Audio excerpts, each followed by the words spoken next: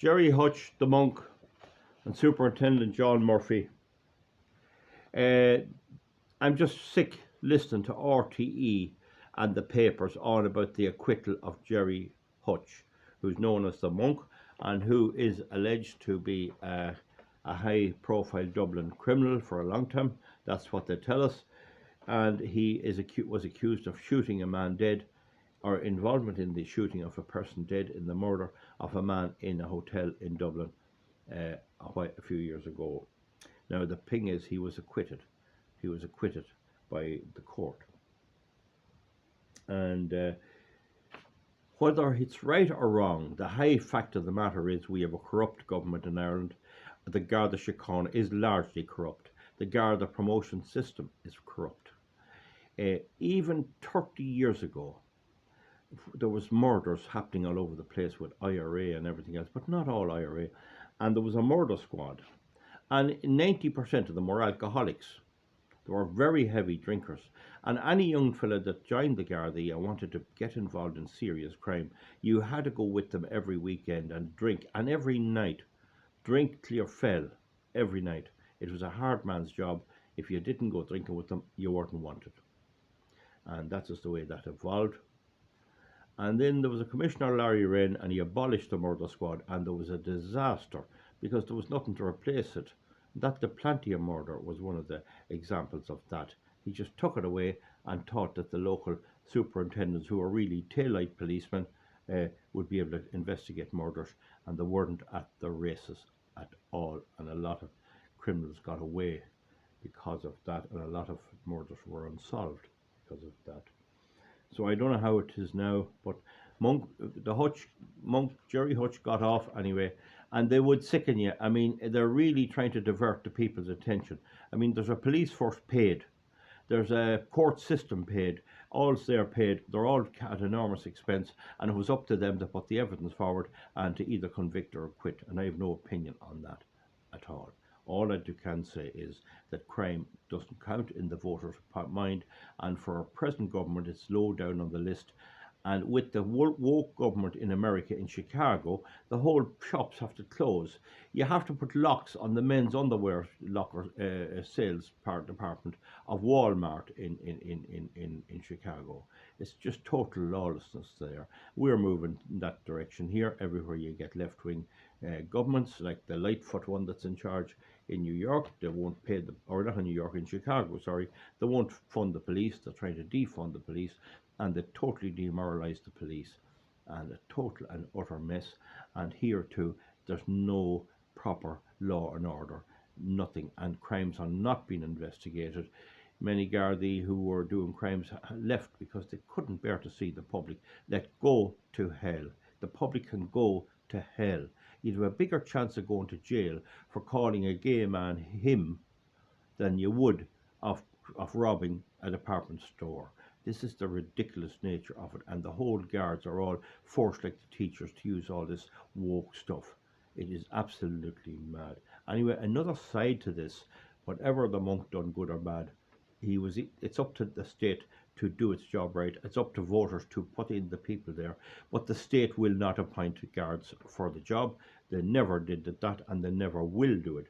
And we have a superintendent, or a commissioner, Drew Harris, and he's all this old LBGTQ, black, white, blue, old baloney woke, all this old crack as well. Whether we can ever battle them out of it and get rid of them, I don't know.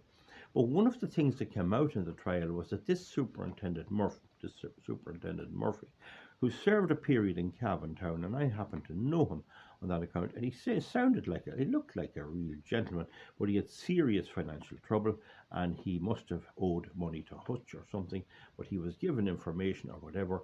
It is unbelievable that there was communication between a Garda superintendent with high-level intelligence, and before retirement and after retirement, and any of these characters that we know of. But the point I want to make about that is Superintendent Murphy joined as a guard. His father was a superintendent. Superintendents and chief superintendents and commissioners in the guards, they put their kids into the job, and they are guaranteed promotion. There are no Gardaí whose fathers are superintendents or chief superintendents or higher who applied for promotion that don't get it. And you see, they have the upper hand because they're told from they join, you put effort into this, you study, you do this and that, and you're going to get promoted. Whereas the ordinary chap, the ordinary farmer's son, the ordinary shopkeeper's son, or whatever, maybe a bricklayer or a bus driver's son, when they join, they can make the same effort, but they don't have the person behind them. They don't have the clap on the back. So when they go up for promotion for a plum job, a good job, and the guy whose parents are in the job or have relations, politicians or whatever, the lad that has the relation politicians or the who has the pull, as they call it, he'll get promoted and he can make a better effort. But even with all that, some of them go wrong. Now, the thing about it is, somebody wrote on Superintendent Murphy, if he's fit to be a sergeant. Is any penalty levied against the guards that said he was fit? Somebody wrote about him, he's fit to be an inspector, which is the next rank. Have they suffered any penalty? And somebody promoted him to superintendent. And who recommended him? Who wrote on it that he's recommended for superintendent? What commissioner agreed to make him fit for superintendent? And is there going to be any inquiry about them? Does anyone go and ask them, why did they do this? And there's actually a culture in the guards where you get a person. We'd say now I was a guard and I managed to make me way up to be a sergeant, and then I get to be an inspector, and then I'm the superintendent. We'll say in Mullingar, for example, just pick a town, or Navan, it doesn't really matter. And I'm there, and you have to quit when you're 60 years of age. So we'd say I'm 57, and I don't want to go. I have a great job here. I'm big pay. Oh, I'm very important. I'm down in the golf club. I'm in the Rotary Club. I'm in the Lions Club. Oh, I'm a big fella. Oh, I'm the superintendent. And they have, when the guards go up for promotion, they can write on them suitable or not suitable. And if any officer of superintendent or chief superintendent in the Gardaí writes that such a candidate is not suitable, that fellow's blacklisted and can never get a job or anything. A superintendent, or even an inspector to some degrees, a chief superintendent, could have written on a guard 20 years ago, and that guard is blacklisted until he leaves the job. See the way it works. But anyway, to give the example of, we'll say I was on this position, what happens is they get a grievance, and then they know that they're going to have to retire, and they're going to have to give the job over to someone else they probably hate. So when they get job applications for various jobs, like detective guard, detective sergeant, scenes of crime examiner, various other jobs, crime prevention officer, all that sort of stuff. When they get applications in for their district from the guards and from all other areas as well for these jobs, they pick the greatest idiot they can get, the greatest lug. Some fellas who's a complete and utter idiot, not necessarily a bad fella, he might be a very decent fella, but he's just an idiot. And what they do is they put these idiots into these key jobs, and then they have to retire, and they go off and they retire. And now this district and this area and this division has these fellas in it and in these jobs for 10 to 15 years. And the result is you have utter mayhem. And these people then are above the ones that are good workers, and they keep them down. This is the rascality that goes on in every aspect of Irish public life. The army, the health service, the Gardaí, the county councils, everything. It's completely cliche-ridden. And once a person gets into a position like a chief superintendent or anything, he can play puck. There's no one to supervise them, and there's nobody will take them on. They can do absolutely anything. It wasn't until there was an inquiry into the Donegal planting of guns and that up in Donegal by the guards that a superintendent was actually forced to resign. Up to that, all superintendents were totally above the law. They could do anything they wished, and there was no disciplinary procedure against them. They were untouchable. Chief superintendents were untouchable, and of course commissioners were untouchable. That's the situation, and they're now recruiting again. and had advised anyone reading this, guards, send this video around and let them see what they're getting into. It's so sad that the Guards Síochána, which should be a great police force, is corrupt, has gone corrupt. And it's sad, very, very sad.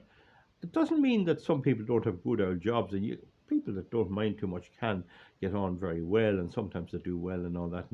But when it comes to getting anything, everything is closed up. Everything is closed up. That was shown was it the Morris report, where they showed in Donegal that the Donegal division was kept for Dublin pets. No one in Donegal could get promoted. That was the judge found that. They had that all kept for the likes of Superintendent Murphy. Same with Cavan Monaghan division. When the Morris McCabe division came up, the judge pointed out the same. He says, you will not give the people in the Cavan in these certain divisions, you will not give them fair play. And to this very day, Commissioner Drew Harris makes sure that if there's a vacancy in Donegal, that his pets, or the pets of those who serve under him, or if there's a vacancy in Cavan Monaghan, his pets, or even Longford, were kept. Those are handy stations. They're newly promoted. Let them down there and punch in their time, like Superintendent Murphy, and they'll get back to Dublin. And the local people can go to hell. Now, by the way, if Drew Harris ever watches this, I want to meet you. I want up to meet you in your office. Let's have it out. Not against him as such. This, he hasn't remedied this. We saw in the Morris McCabe Tribunal, where only for John McGuinness, the politician, come into it, they were going to screw Morris McCabe. They were going to stitch him up. They were putting him down as a child abuser on the Health Service Executive's website. And nobody sees anything wrong with it. He was just lucky. He was just lucky. Many more might not have. I wouldn't say in the government today there's one politician that a guard or an army man or anyone else could approach as a whistleblower. It's going on all the time. The leopards do not change their spots. So again, I'm putting it down, Drew Harris. I'm Val Martin. I want to meet you, right? Folks, give me a thumbs up or a thumbs down. Hutch is walking free. He's could have hit the spade, I suppose. It is such an absolute mess, the whole thing. We'll see you guys. Good luck.